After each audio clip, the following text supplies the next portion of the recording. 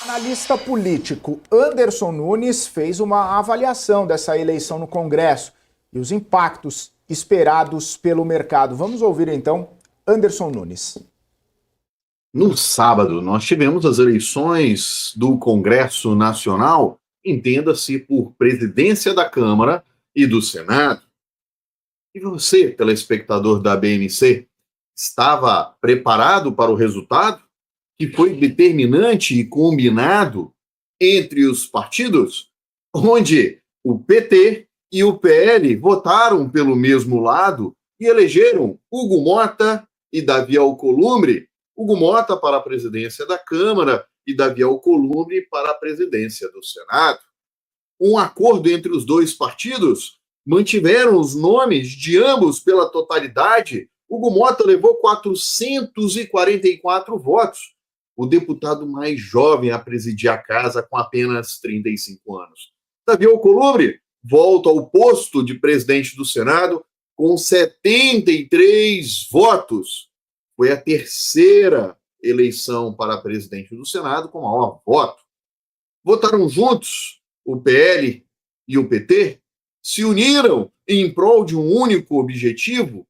Acordos foram traçados, estes, por exemplo, com o senador Ciro Nogueira, atual presidente do PP, partido de Arthur Lira, negociou muito bem e costurou com Rui Costa, que é o atual ministro da Casa Civil. Lembrando que Ciro Nogueira foi chefe da Casa Civil no governo do Bolsonaro. Ambos conseguiram construir uma aliança sólida, colocando o PT em prol dos nomes de Hugo Mota e o próprio PL também apoiando Davi Alcolumbre no Senado. O que muda nos jogos mostra a força do Centrão, que de novo volta ao poder onde nunca saiu. E agora, como fica as entrelinhas? Hugo Mota, na sua fala, disse que é um momento de respeitar a Constituição. Defendeu as medidas de responsabilidade fiscal, abre aspas em sua fala. Nada pior para os mais pobres do que a inflação e a falta de estabilidade na economia. A estabilidade é resultante de um conjunto conhecido e consensual de medidas de responsabilidade fiscal. Não se apaga fogo com gasolina. Esta foi a fala de Hugo Mota. Para Davi Alcolumbre, ele quer lutar pela pacificação, harmonia e independência dos poderes. Abre aspas na sua fala. O relacionamento entre os poderes, embora seja regido pela Constituição e pela harmonia, tem sido testado por tensões e desentendimentos. Entre esses desafios, destaco a recente controvérsia envolvendo as emendas parlamentares.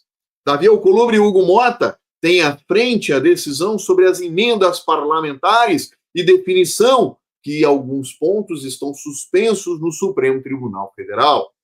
Será que ele vai conseguir manter o dinamismo e a agilidade que precisa, junto com a boa relação com o Supremo Tribunal Federal? Será que Davi Alcolumbre e Hugo Mota vão para cima do Supremo Tribunal Federal e quem vai pagar a conta é Lula?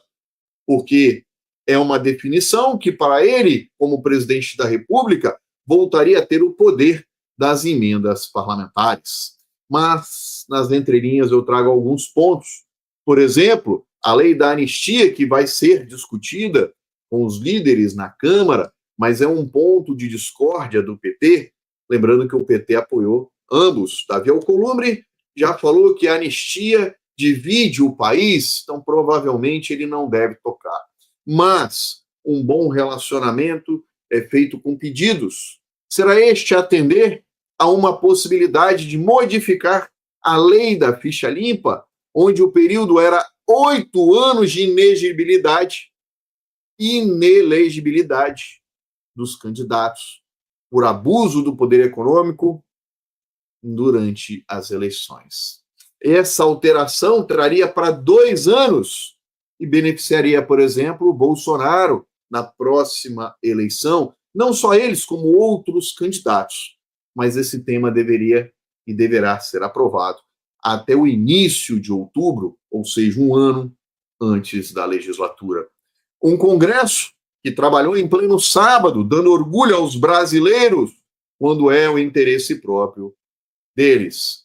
Mas o ponto principal e a cereja do bolo mostra uma pacificação entre os poderes, e isso é muito importante para o nosso mercado financeiro, um mar que você consiga navegar com certa tranquilidade, sem ter certas surpresas. Forte abraço e até a próxima.